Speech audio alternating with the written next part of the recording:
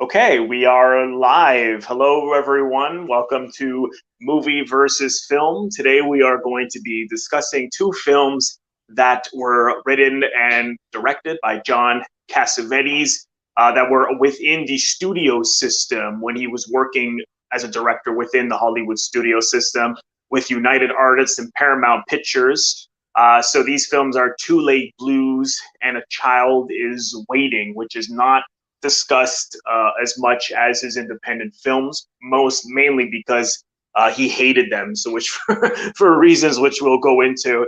And my guest today is Rukaiya Richards from England, who has a fantastic Instagram page dedicated to Cassavetes called John Cassavetes at John Cassavetes .official. So Rukaiya, thank you so much for joining me today. Thank you very much for having me. So I just had a few questions off the top. When did you get interested in Cassavetes films? What made you a fan? It's actually quite happened quite organically. I was very interested in Columbo. I used to watch it with my granddad when I was younger. Yeah. And he obviously appears in one of the episodes, and I just got really fixated on his acting because he was a different type of actor. He was very serious, very stern. And I really loved the chemistry between him and Peter Falk. And this is before I knew anything about him. And I just to research him, and I found this, treasure trove of films that he did. And he was a director, and it was just very new to me. And I got interested in Shadows. That's the first thing I saw him, and then Husbands. But yeah, that's how I actually got into it, through Columbo, actually. Yeah, it's funny how people usually they see him first as an actor, and then they're like, "Oh, he also directed films." Yes. A lot of people have told me that, which is interesting. Because they're so unlike, a lot of movies we see, particularly Hollywood movies. Did you find them really challenging at first, like emotionally? Did they frustrate you, or did you find that you were able to just engage immediately? At the very beginning, when I watched them, they're very sort of gritty and emotional. So I quite liked the side of it, but just the camera work kind of frustrated me a little bit at the beginning, because I just thought he was very close to actors' faces, and the angles were almost like you're trying to see what's happening. But I think that is something that's become a staple in his work, and it's actually something that I absolutely love now. And it's funny how at the very, very beginning, I saw his films like that, and probably other studios and other big producers saw his films like that too. And that's why they didn't sort of go ahead with his films. But I think it's staples, and it's something that people have now almost plagiarized now of his work. I actually really love that part of his work now. But yeah, at the beginning, I found it very difficult to kind of resonate with that. But the emotion side of the films is what made me watch more and more. And I came across Faces and all of the other films, and that I really, really loved that part of it. Yeah, very well said. I think they really stick with you. Their emotional power and their roughness, and they, even if you don't like them at first, they keep you interested enough to go back, or at least that was my experience. And when did the Instagram page start for you?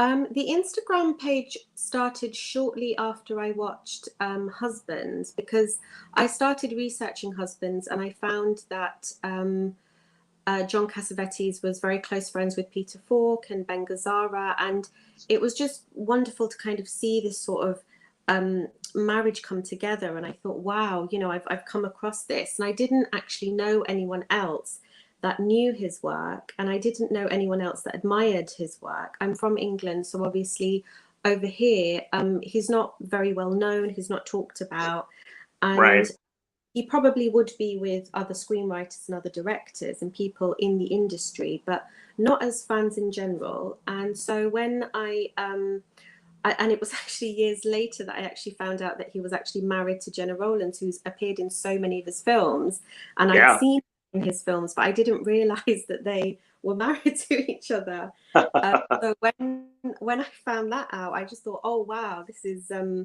this is really amazing. And I only realized that they were married to each other when I saw her in an episode of Columbo as well. I just remember Yeah. thinking she was so stunningly beautiful, and I Mm. saw the chemistry between her and Peter Falk as well. So I researched her, and then I realized, oh, she's married to John Cassavetes, and I just thought I need to sort of communicate with someone about this. So I Yeah. started an Instagram page just as a form of communicating with other people that may know him or may like his work, and it's just sort of rocketed from there. And then I started coming across all these behind the scenes photos, which I just absolutely love. Mm. I started to share them, and it was a really nice way of meeting people that also knew his work and appreciated it. And I'd never sort of met anyone that knew him or appreciated his work. Yeah, I mean, we're so fortunate now that if people in our lives don't know about what we know about, we can start a little, whether it's an Instagram page or a podcast like this one or a Facebook page, and then find those people with those interests. Yeah. But and a lot of the photos you have posted, a lot of it's funny because I've seen so many pictures of John, and a lot of them I haven't seen before, and they're so great. I mean, do you just do deep Google search dives it's just been pretty amazing. It started off as me just literally Googling and coming across lots of different photos of behind the scenes of him directing and him directing other actors. So I really, really loved that. But then I started contacting photographers that he'd actually known and that were actually there on his films. And then I actually started contacting galleries who had archives. And so they started sending me and emailing me. Oh, So yeah, I mean, it was really nice to kind of have people that really were interested, that, oh, you're interested in his work, and to send photos across. And also just of people that knew him.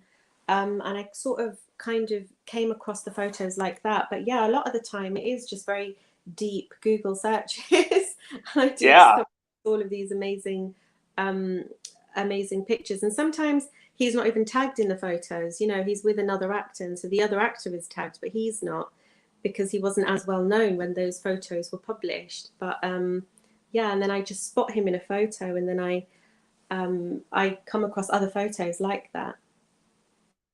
Yeah, I mean the photos are great. I mean, yeah, I didn't think it could have been just purely Google. So I'm not surprised that you also contacted archives and stuff like that, because a lot of them, like I said, I'd never seen before. You also have a lot of people connected to John following Steve Reich, we interviewed on this podcast, who was the Yes. photographer on the stage plays John did, and then you have Nick Cassavetes, his son. Seymour Cassell's daughter is following Jim Jarmusch, the great New York filmmaker, and Nick Sandow, who was on Orange is the New Black and Law and Order, and Ray Abruzzo, Michael Imperioli, and Robert Finaro, who were all on The Sopranos, and Robert Finaro we interviewed, and then his cousin, I think his cousin's son, Feed Papa Michael, as well, who he worked with. So it's really interesting that they found, did they find the page and then just happened to follow? Did you ever talk to anyone that was so closely connected to them? Did anyone ever reach out or anything? Actually, the first person that kind of contacted me on the page was Chris Kincaid, who was actually a very close friend of Nick Cassavetes. He's almost a family member. Oh yeah, yeah, I've spoken to him. He also knew John Cassavetes as well. They were very close friends, and he knew them all. And he has just the best, amazing stories. And he really does seem like a family member, a part of the family. He's a really, really kind person, and he just shared like a lot of stories with me. So it actually started off with him, and he introduced me to Nick Cassavetes, who's under a pseudonym on Instagram. So, and then, yeah, I came across his family, and it was just me kind of adding them. And then they tend to like the photos, because I don't like to tag them in all the photos, because that can be a bit annoying. Yeah. But the other actors that have kind of just added the page, I think just through maybe tags or through other people that have liked photos. But yeah, Ray Abruzzo is not someone that I actually knew beforehand. And it's crazy. I've never actually seen The Sopranos before, but he Oh, introduced me to the show, and he was telling me all stories about Seymour Cassell and his introduction to John Cassavetes. He's such an interesting person as well. oh, that's Um, amazing. he was really nice, sharing amazing stories about loads of things. But yeah, it's actually been quite nice to kind of meet all of these people and see their artistry and see how they've been influenced by John Cassavetes themselves. Yeah, no, absolutely. No, that's great. And talk to me a little bit about what you do there, because you're an art teacher. Am I is that around or something along those lines? Anyways. Yeah, I'm an art teacher. That's what I actually do. And my profession is an art psychotherapist. So I work with children who have been through any sort of trauma or any sort of behavioral challenged behavior that they go through. And I kind of work with them through art therapy to work through any problems that they might have had, or for a form of communication, or to help them with their education. So this is why I actually really like the film A Child Is Waiting, just because Mm, it's almost like a nice kind of what not to do sort of film. yeah, yeah, Um, no, it absolutely is, and yeah, we'll get into that for sure. So that's great, and then so just to kick off um, with the studio films, Two Late Blues from 1961 was the first film John Cassavetes did under Paramount Pictures. So just if anyone doesn't know, just the plot according to IMDb is Ghost is an ideological musician who would rather play his blues in the park to the birds than compromise himself. However, when he meets and falls in love with the beautiful singer Jess, um, Jess Polanski, she comes between him and his band members, and he leaves his dreams behind in search of fame. Okay, that's not quite right. You never know sometimes with these IMDb plots, but that's generally it's about his idealism. How did you feel about Two Late Blues? I actually really liked the film because it was one of those. I love the script of the film. I think that it's just a fantastic script. I think with a lot of John Cassavetes' work, it almost seems like it's improvised because it's just so wonderful. Like you've got actors talking over each other, and you've got them, sort of working with props, and so it's nice to kind of see that. But it's actually really scrutinized. Like he's actually tried very, very hard with the scripts, but it just seems so effortless when the actors say the words. Yeah. I actually quite liked the film just simply because of the studio. I like the film in terms of the story. I actually think that it's almost in a kind of retro way, sort of based on him. That he wants to Mm, he, people to appreciate his work, and he'd rather have someone who appreciates his work than sell to people and do it for fame. So I actually like the film in that sense, but I really do feel that it was miscast. I think it had so much potential to be such a fantastic film. yeah, I agree. Who did you find was miscast? I think both of the leads were miscast. I think that John Cassavetes originally wanted Montgomery Clift and his wife Yeah, Jenna Rowland to play, and I think that if they had, it would have just been so beautiful. I yeah. think it would have just been such an amazing film, and I think everyone would be talking about it today. It would have gone down as like a really famous film, almost like The Apartment, because it was the same sort of time as well. But I Yeah. do think they were both very, very miscast. Yeah, I mean Montgomery Clift was so incredible, and of course Jenna Rollins. I think it definitely would be more known today if they had been in it.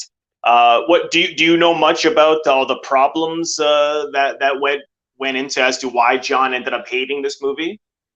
I think that a lot of John's films that he did with studios that he ended up sort of leaving and sort of hating was simply because of the fact that there were so many creative differences. He wanted a film that would resonate with an audience and would be real and would be gritty, and would sort of touch upon some real issues, and he also liked them to be very loose, so they're not scrutinized for a specific topic. But he obviously, there will be a producer and there will be a studio that would want it to be glamorous and would want it to be something that can sell and something that can make money. And obviously John didn't want to make films like that. And this is why later on in his work, some of the masterpieces he's made are in his house with his friends. Yeah. It's amazing. But I mean, I know that he did definitely want Montgomery Clift, who he regarded as being one of the best actors of all time, and obviously his wife. And I just feel like there wasn't a lot of chemistry between Bobby Darin and Stella Stevens. I didn't think there was any chemistry, to be honest, between the two characters. I wasn't rooting for them. Usually when you see two characters on screen, you root for them, you want them to do well, you get sad when they're not making it together. You want them to be together, and you appreciate them, and you feel for them, you empathize with them. And I didn't really feel that with these characters. And I think that John would know that when he's making these films. He was just such a gifted artist, and a lot of people forget that he's also a tremendous actor, and so he will see that in his actors, when they can't, when they don't have that chemistry on screen. Yeah, no, absolutely, very well said. And I don't know if I'm sure you've read Ray Carney's Cassavetes on Cassavetes, but he has about a 20-page chapter on both of these films. And just in terms of for anyone who may want to know more about the problems that went into this, you can read the book. It's a fantastic book. But just to sum it up, was that he had done Shadows in 1959 independently, and because it had done well in Europe and financially, it's funny that Rukaiya, you say that a lot of people in England don't know him, and the irony is that's Shadows is where it did Shadows did the best in London, in England. Absolutely. Yes. Yeah, which then launched him as a director. But then from there, so he would get, they wanted, a lot of those art house films, Fellini, Antonioni, Godard, in Hollywood, they wanted to capitalize on that. So they thought to use Cassavetes to make small budgeted films that had that same kind of feeling. But the problem was that John liked to rewrite as he was going on and improv and change things around, and he felt it wasn't. And of course, with a studio, you can't do that, because it means they have to stop, and it's going to cost all kinds of money. So once they started shooting, he couldn't change anything. He had to stick to the script, which infuriated him, because he couldn't understand why they wouldn't care about their product. It should be that you want to make the best product, not just save money, but all they cared about was saving money. And then so apart from the casting, then the producer told him to cut a long sequence, a dream sequence, right after he gets really mad at the band and storms off on everybody. There was a long sequence that he insisted on being cut in, and even at the end, when Stella Stevens is there and they're all singing, he wanted an upbeat ending, and apparently she was supposed to walk out. It wasn't supposed to be so like, oh, well, they're all going to get back together. He wanted it to just be hopeful, not necessarily happy, and tied up in a knot like that. But those were the main problems, and was exactly why. As a result, he hated it. But I think it is pretty good. I mean, to me, it's I mean, that whole thing of I think Ghost, who Bobby Darin plays, is very much the Cassavetes-like character. He's an idealist. He wants to live life on his own terms. So instead of a guy making movies, it's a guy who's a jazz musician who doesn't want to just sell out and be commercial. He wants to play his own music with his own band, and he's going to live on his terms. And that was so what Cassavetes did with Shadows. And then, you know, in the movie, of course, he sells out and goes commercial. I don't know if John necessarily felt he did that. People felt at the time that he did do that with Shadows. Of course, as I'm sure you know, Rukaiya, he reshot the whole movie, and people, a lot of film critics and the avant-garde filmmaking scene in New York felt that he was selling out. But I don't think he ever felt that. I think he perhaps used that for the film. The only thing, I mean, I find some of those scenes so engaging, like in the restaurant where they all get into a fight with those guys and he backs down. Yes. So much happens in that moment in terms of suddenly he was the leader. Everyone looked to this guy for wisdom. Everyone admired him. Everyone thought he was great, and like he was the leader of this gang. And then all of a sudden, when he's looked at as a coward, backing down from a fight in front of his girlfriend as well, he ruins everything around him. You know, he throws the Stella Stevens out. He breaks up the band. He says they're nothing without him, and he goes his own way. The only thing, I don't know how you felt about this, Rukaiya. I felt that I could understand him, you know, because of he was obviously very insecure. Like if any other color came through, where he wasn't just a leader, that he wanted to be seen, his insecurity was so strong that he had to destroy everything around. But I felt seemed to be extreme to then go and want to be, you know, he goes to the agent, just get me any gigs, and he goes commercial. I don't know if that was enough of a shift there. I just didn't feel, it just seemed like it happened very quickly. I don't know. What did you think? Did you think that was a bit pushed? I think that when they're fighting and he's obviously seen as a coward, and she comes over to him and she sort of professes her love for him, Right. he can sort of feel that maybe she's feeling sorry for him and she's feeling pitiful. Whereas I don't necessarily believe that. I think that she genuinely does love him in that moment. Yeah, me too. And I think for him to sort of show his harder side, his way of showing it is to sort of say, "We'll go home," you know, and to reject her.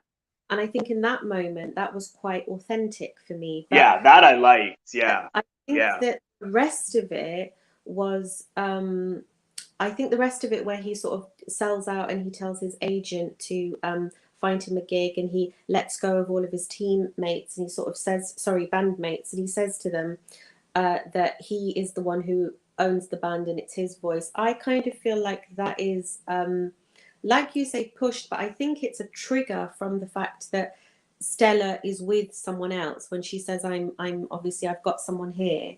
I think that is what the thing is. I don't think it's really necessarily maybe about the bar fight. I think it was his emotions from the fact that if he doesn't have her, and it was probably his worst nightmare, that she would obviously then go off, because she does say that at the beginning anyway, that she's been around. And I think that is his worst nightmare, and he kind of feels that if he doesn't have her, he has nothing, so he's happy to drop them all. And the fact that it's one of his bandmates, maybe he knew that as well, that it was him, because he did know that he was taking her home. And so I kind of feel that he's kind of now disregarded them all as being traitors. Yeah, you know what, that makes sense. And I think, you know, now when you put it that way, and from what Ray Carney wrote in his book, that right after that scene, of course, there was a long sequence they cut. And I think the audience would have understood more of his temperament and his psychology if they hadn't, because I think it's him going out in I shouldn't quote this because I'm not sure if I have it exactly right, but it was like a drunken night where he gets into a lot of fights and a lot of self-destructive behavior. And I think that would have worked better. So why the studio decided, let's just do away with that. I imagine it's because they're so used to plot-driven films. It's like, just move it forward instead of giving the audience more of an understanding of why this guy's doing what they're doing. They probably just figured, move it forward. But I think as a result, it felt very random. It did. I mean, yeah. Choppy. Sorry, go ahead. No, it just feels very choppy, and I kind of understand, why John would want to disregard it and not kind of, have it as Yeah. one of his films. It makes a lot of sense if you're cutting out parts that he would have tried very, very hard with, and people don't even Mm-hmm. get to see it. It obviously, I mean, I'm an artist. If someone didn't allow me to paint something that I wanted to paint and removed something that I tried a lot with just because it was aesthetically pleasing, it would Right. break my heart. And I would want to say this is nothing to do with me. So I do understand, where he's coming from in that respect. Yeah, no, I totally understand it, and it's funny because sometimes when, even myself as an actor, you think, well, can cutting a couple of scenes really make a big difference? But yeah, I mean, Jesus, it can. It's amazing what a few, uh, things that hit the floor as a result of a studio interference can change so much in terms of what the audience's experiences was meant to be, and of course, as I said, with that ending, it seems like a happy ending. And John just wanted it to be optimistic. He didn't want to just say that they're going to all get back together. It's not going to be that easy. Nothing is that easy. And I think it was meant to just be hopeful. But yeah, I mean, it's too bad because like I said, it's got some incredible, engaging scenes with Ghost. It's funny because when you say that you felt Darren was miscast, you know what? I actually quite liked him in it. I mean, I think Clift would have been better just because Clift is a better actor, but because he was a musician and he had that jazz street talk so natural. That monologue where he tells them all, "You guys are nothing without me, man." Like it was very New York. It was a very street new, jazz way of talking. I felt he was good. I felt he was authentic for that. I even Stella Stevens, when he comes back and she says that she's with another guy and she says, "Don't you dare come in here." I quite liked her in it. I mean, her character was interesting as well because she's a woman who was only seen for her good looks and nothing more, and to be taken advantage of. And people are saying, "Oh yeah," making empty promises to her that she's got all this talent and she's great and this and that. And he really saw her for who she was. I mean, he respected her. He saw her as an individual. He saw her as for who she really was. He saw her potential, and I thought that was quite a beautiful thing, to just that they really saw each other. But I do agree that obviously the two of them, Rollins and Clift, man, that would have been something else, you know. So it's too bad that that didn't work out. Did you, another thing I noticed is when towards the end when she goes to the washroom and tries to almost commit suicide, that he had a number of women in his films do that, like in Faces that happens, and Minnie and Mouskowitz that happens, and A Woman Under the Influence that happens. Did you ever notice that ongoing theme? I think that it was a pattern in John Cassavetes films, and I think that the Yeah. brilliant thing about the way that he portrayed that was he always showed them as very sympathetic in Right. the sense that they had been led to it by a male role, and how that male Yes. role was so damaging to the woman that she felt that Yeah. she had no other choice. And I think that that's a very clever way of showing that it's a very strong woman, especially because his wife was playing many, many of the roles. Jenna Rollins, she used to play them very strong, even in A Woman Under the Influence, where she is very disturbed.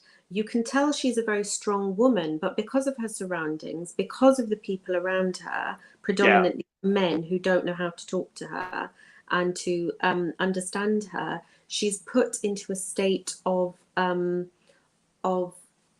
not being understood, and therefore she's become the way that she is. But I don't think that he necessarily wrote weak women. I think he wrote very strong women, Yeah. and Yeah. sort of very, very dominating male roles that sort of damage the women. And I think that's very clever from his writing.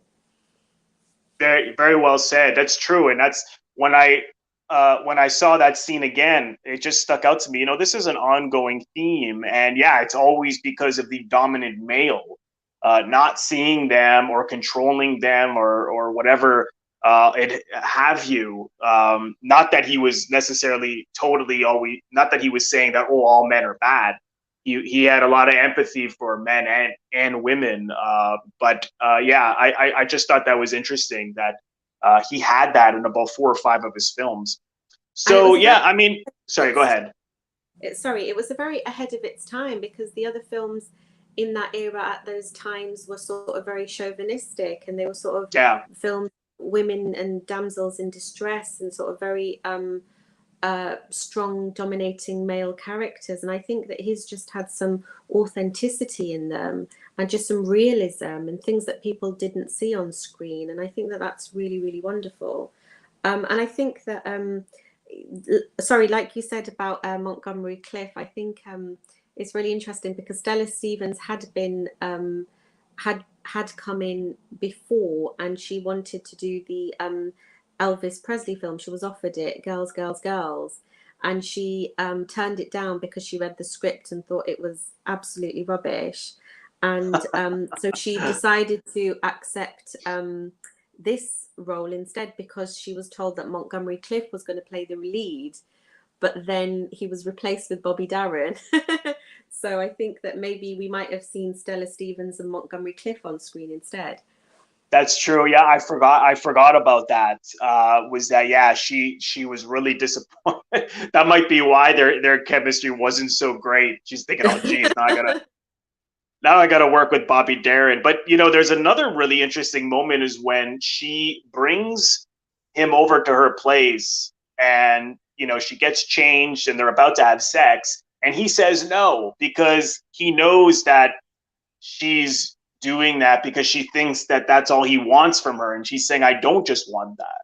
And that was another thing that was really ahead of its time. I don't even think I've seen that since, where a guy who is he's not rejecting her, he's just saying, you know, you're doing this for the wrong reasons. And you know, I mean, how often have you seen that?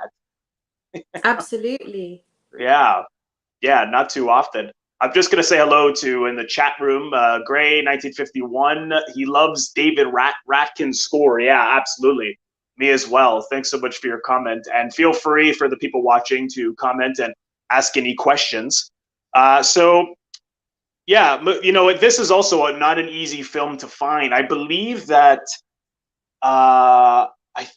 Arrow Video, or one of the major companies of DVD or Blu-ray distribution, did put it out on a Blu-ray, but it's I believe it's out of print. But you know, I am going to check, and if I find that, I'll leave the link in the description box. But you can also rent or buy it on YouTube, but I think it's only in certain countries.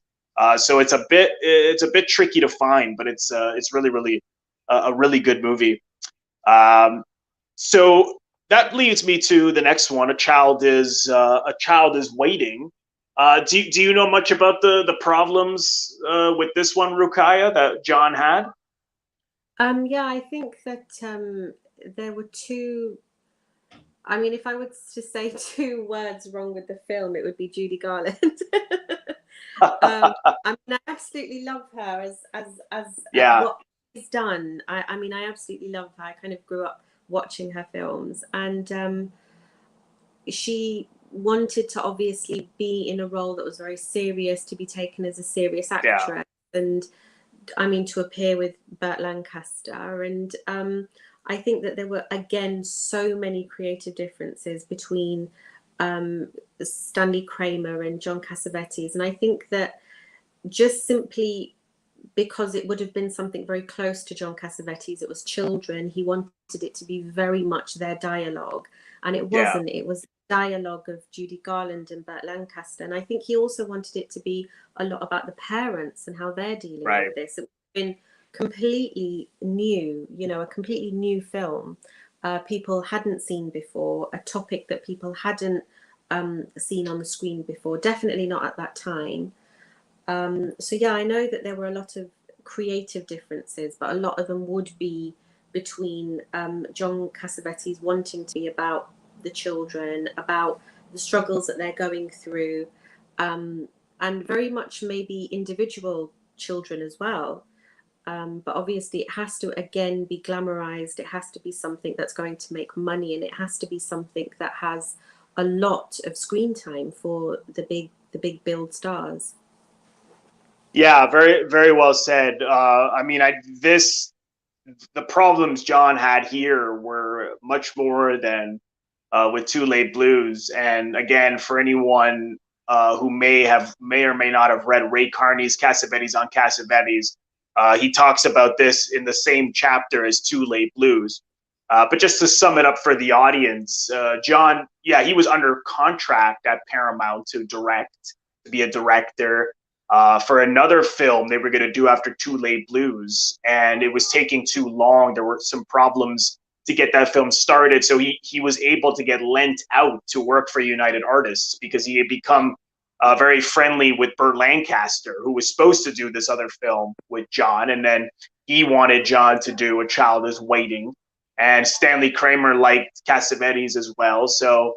And he was busy doing It's a Mad, Mad, Mad World. And he really needed someone to take the responsibilities of that over. And yeah, there was a lot of problems. You know, just John and Judy Garland did not get along at all. There were massive arguments to the point where the crew had to separate them, which put Burt Lancaster in the middle of things, and he had to. He sided with Judy Garland, and then there was tension.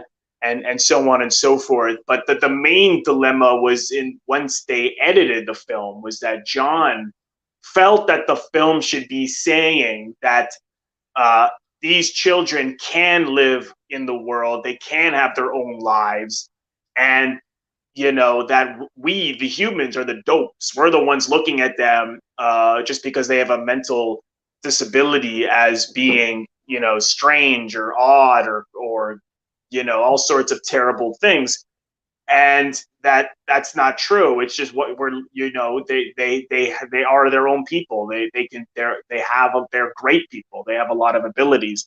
So John wanted to say that, and he felt Kramer wanted to say no. They belong in institutions. They don't belong out in the world, and they should just be coddled, which is sympathized with, just like Judy Garland's character is doing with all those children. So I'm not so sure if what John says didn't come through.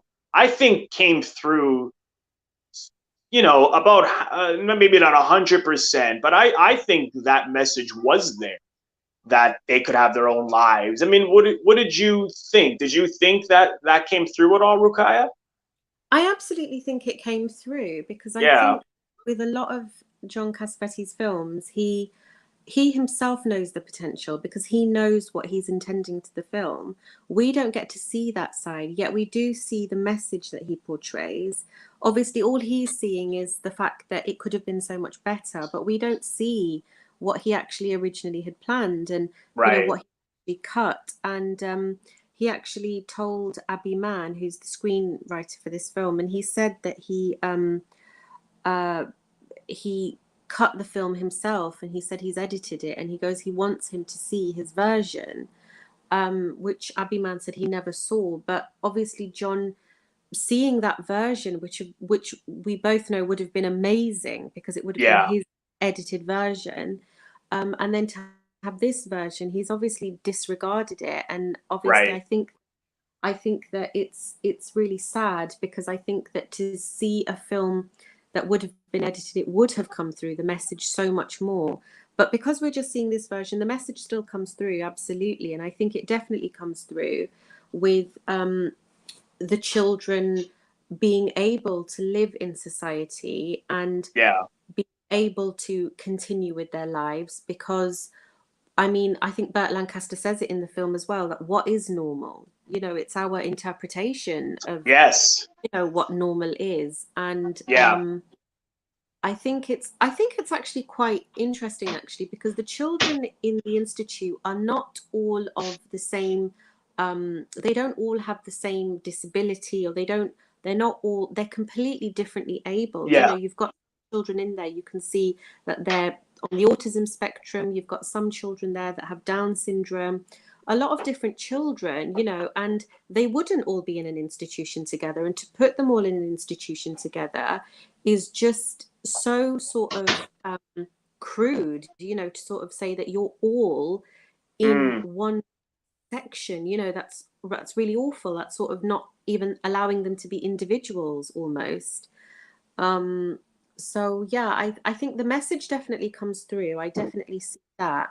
But I think that it's wonderful in the sense that I really love the way Burt Lancaster plays it. So he plays it so sort of compassionate and Yeah. exasperated. And I think that script that John Cassavetes wrote, he definitely did that justice, I think.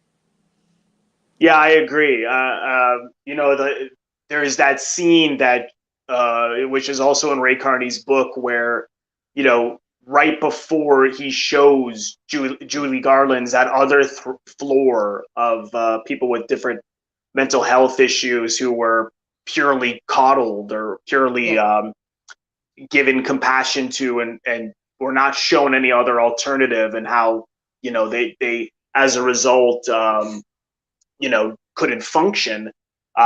He, right before, he wanted Lancaster to get really mad at her, and to tear her apart, because she was still at that point where she's crying because she couldn't take what she was seeing.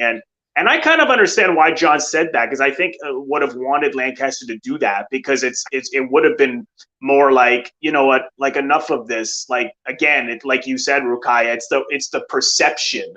Like, you're crying because they have these mental illnesses, but you're not seeing that they're humans. Yes, they have challenges we don't have, but they can still have their own lives. And for you to be, crying and sympathizing, and I can't take this, you're robbing them of who they are, making them feel that they're different or strange or odd and stuff like that.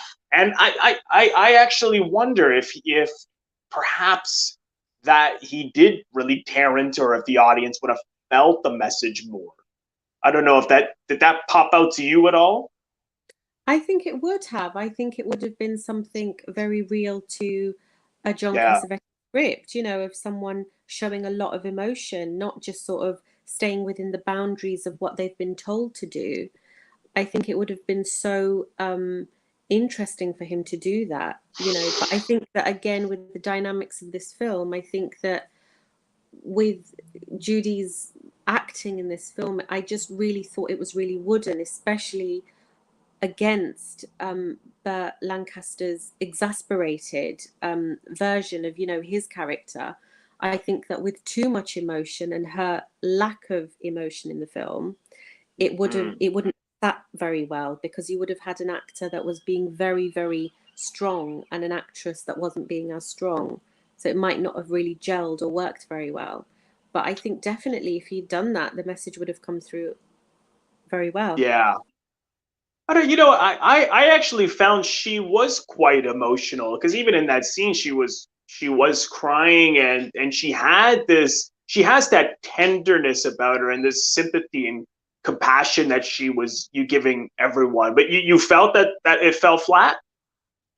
I did, actually, and the only reason I say that is because there's the scene with Jenna Rowlands, and it's so amazing because I really remember her in this film, and I think she's in it for all of 15 minutes. She's not in it a lot. Yeah, small But in the part. scenes, yeah, in the scenes that she is in, which is another tragedy because she's the parent, so it would have been so wonderful to see the Yeah, parent with so much more screen time. It would have been, obviously, this is another problem that John had. But I think that when I see them in the scene together, where she talks about the fact that she fought the doctors for him, she fought the world for him. When she says that, it's just a yeah. lovely line. I think that her acting is so emotional, and against Judy Garland's acting, I think that Judy Garland was emotional, but I just thought it was just slightly wooden. And I just think she Mm, got rave reviews for her acting, but I think it was yeah, because nobody had ever seen her. The critics had never seen her in a serious role. And so when true. they saw her in a serious role, it was amazing to them. It was a non-singing role. It was a non-comedy role. You know, it wasn't her on a chat show. She wasn't dancing. She wasn't Right. dressed in shiny clothes. So it would have been just something. And she was very popular at the time. You know, she was sort of um, a sweetheart actress. You know, they'd known her since she was a child actress. So I think that because she did a role that was serious, she did get rave reviews. But I think that if it was someone now, just by looking at her acting with Jenna Rowlands in that scene, she does come across very, very flat, and she doesn't come across as someone who is talking to a parent who she feels in that moment has left their child behind. I don't think she's. That's a good point. Yeah. Yeah, she was still treating the parents in the same, because as you know, the whole reason that she brought the parents there was to say, what are you doing? Why aren't you visiting? Yes. And yeah, her temperament didn't change at all. Yeah, that's a really good point. I believe that the just I don't know her filmography, Judy Garland, as probably as well as a lot of people do, but I believe, yeah, I think you're right in terms of a leading role. This was her first like really serious part. I mean, Judgment at Nuremberg, she has a very serious part, but Yeah. it was one scene that she's in. So yeah, I can see it at the time just to see her, in this serious part, and she has some really, beautiful moments with the children, and even with Lancaster. I felt I can see why that would be enough for the critics to be like, wow. Do you think that what John was saying, that well, Kramer cut this to say that these kids belong in institutions? Do you think that that was also something, perhaps maybe with the ending, that also came through? Yeah, I think so. I think this is one of the main reasons that he had a problem with this film. Yeah, He obviously, I kind of feel that the film would have had a lot more scenes with the parents in and with the children. I think there were a lot of scenes, but I think because they were cut, the scene now seems a lot less sympathetic towards that plight. And I also feel that the way that it's been edited, the camera sort of lingers on the children in a very uncomfortable way. And it's yeah, almost as if it's giving the audience a chance to see children in these, in with these different abilities. And it's not edited in a way where we kind of feel that they are different, because you said earlier that the audience were saying that they're different. It's okay for them to be different. It's just exactly. Yeah, for us to say that there's something wrong with the fact that they're different. right. Um, I just feel that it's been cut. Like I say, it's the camera lingers on the children and lingers on their disabilities in a really uncomfortable way. And I think that that definitely would have come across to John Cassavetes, and he wouldn't have been happy with that at all. Yeah, he was there. There was a something he did in the editing where, because he wanted it to be more sentimental, Stanley Kramer, and so um, he literally, I'm sure you know this, he literally would freeze frame on their face and do something where it would just hold on their face and cut back and forth with the parents looking at them, which creates this like sympathetic look Yes. of, oh, these poor kids. So that, yeah, so I can see, so to me it's sort of, maybe Kramer was saying, well, yes, they can live, some of these children can live on their own and have their own lives, but there are others who can't, others who need to be in these institutions. So it didn't really have a strong point of view. And I know that John was really behind with the doctor, the Burt Lancasters. point of view. I also found it interesting because early in the film, when you see him being hard, particularly on the little boy Ruben, Jenna Roland's son, Yes. because even I'm experiencing, geez, what's wrong with this guy? He's being a jerk, and they're just saying that his methods are controversial. So it's interesting because I am on kind of Judy Garland's side until later on when he shows that the floor with those other people who unfortunately, because of the way they were treated, were not really capable of having their own lives. Then you go, oh, everything sort of, your sympathy goes towards what Lancaster was saying. And even with the parents, I was really criticizing them. Like, why are you not visiting? And then when you hear Jenna Roland's story as to why, not that I necessarily agree, it's sort of, it seemed a bit like almost like she couldn't bear to see him that way, so she didn't go. So that, yeah, that didn't quite, again, it's the stigma. So you see the father kind of get, when he's watching him do the play, you see him, maybe he's starting to see that, yeah, I'm looking at this all wrong. But you don't see Jenna Rollins get to that point, So again, I don't know if there was more scenes that they cut, but I don't know if you felt that way. Did you feel that just really wasn't strong enough? I do feel it wasn't strong enough, just simply because I mean, it reminds me of the scene with Burt Lancaster's assistant. There's the assistant, and he says, I have a daughter, and she's 28 years old, and Yeah, she has disabilities." But I just think that scenes like that, if they had been introduced and the audience gets to stay with that character for longer and sees their story for longer, you have a lot more understanding for what's going on. So, I mean, John Cassavetes films, because he had so many scenes and because he would have changed and cut, and it would have been a lot longer. But again, yeah, it's a studio and it needs to be cut into a certain frame time, and it needs to right. be cut to a certain amount of weeks. And I mean, that does really spoil it because, I mean, we said this with Too Late Blues, we don't understand because certain scenes are cut out. And so you don't sympathize with the characters or where they're coming from. But I really, Yeah, really do believe that many of the scenes with the parents would have been cut because they weren't in there enough. I mean, she's in there for 15 minutes, and I would say yeah. that she should be one of the main characters of the film. Yeah, yeah, I agree. It was sort of, it was almost as well, which is what John said. It's as if Kramer didn't even know what the movie was about. Yeah. And it was just, and another thing is, yeah, we have to show more of the stars, and that goes for both films, right? So it becomes more about money Yeah. and what the audience wants as opposed to what the story is about.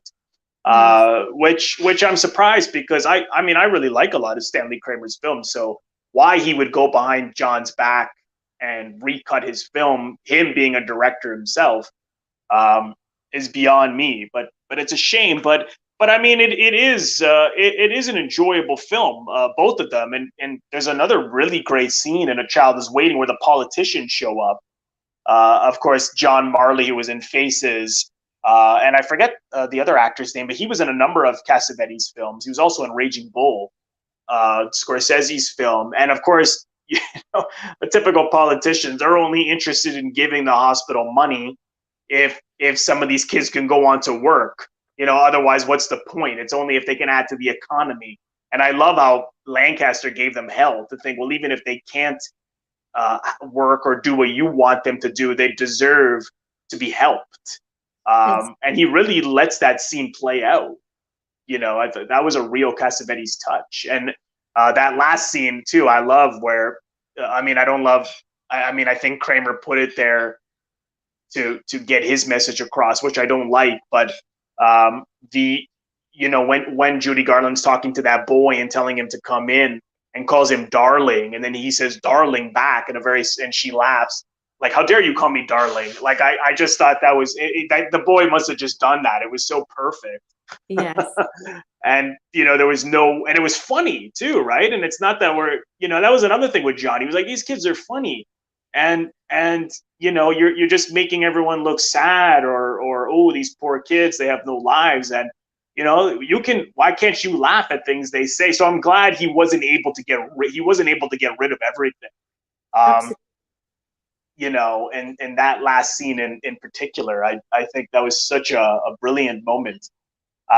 There's a couple of comments in the chat here. Yeah, it's Gray Fit 1951 says it's interesting to see Lawrence Tierney in such a nice guy role for a change. You know, it's funny. I wasn't even sure if that was him, and yeah, that was him, wasn't it? He was the second husband that Jenna Rollins marries. Yeah, because I only really know him from Reservoir Dogs or Seinfeld and some of those old noirs. Yeah, you know, Yeah, an older actor as well. yeah, exactly. And he was also asking if anyone knows the relationship between Bobby Darin and Cassavetes, what that was like. I don't know much about that. I do know that Bobby Darin was in John Cassavetes' acting class because John Cassavetes taught. That was how Shadows was born, through their workshop, through some improvisations that happened there. And I know he was a student, and he was also, you can spot him in Shadows. I guess he did some extra background work, and he has a minor part in Shadows. So he, you know, if John used him for that film, perhaps they got along. But I don't. Do you know anything about that relationship, Rukaiya? I don't actually know about that relationship. I do know that they got along. There's a lot of photos of them behind the scenes with Seymour Yeah, Cassel as well, and they do seem to be getting along quite well. You know, I think that Bobby Darin didn't have a massive ego. I think that he was very much about the film, but he just simply because of the way that he plays it, the way he delivers his lines, he does seem to be very authentic in the film. So yeah, I don't yeah. actually know about any problems between the two. I think that they may have had a good relationship. Yeah, I think so. I would love to know more, but outside of Ray Carney's book or the photos that Rukaiya is talking about, I'm not really sure how else they got along. And Gray 1951 also mentions that, oh yeah, that was from Olive Films. Thank you for that. That's who released Too Late Blues on DVD, and I believe Blu-ray as well. And A Child Is Waiting was released on Blu-ray and DVD in 2015, which is very accessible and easy to find.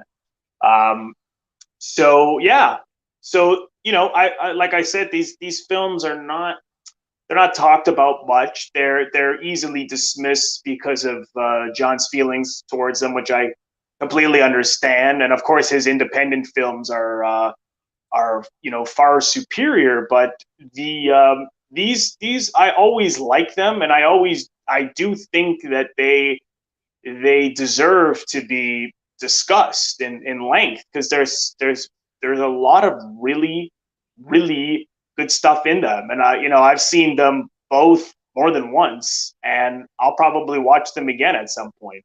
You know, so I think they're really good. So if anyone hasn't seen John Studio Films, Too Late Blues and A Child Is Waiting, he also about half of Husbands is actually a studio film. So is Minnie and Mouskowitz. People, I think those are purely independent.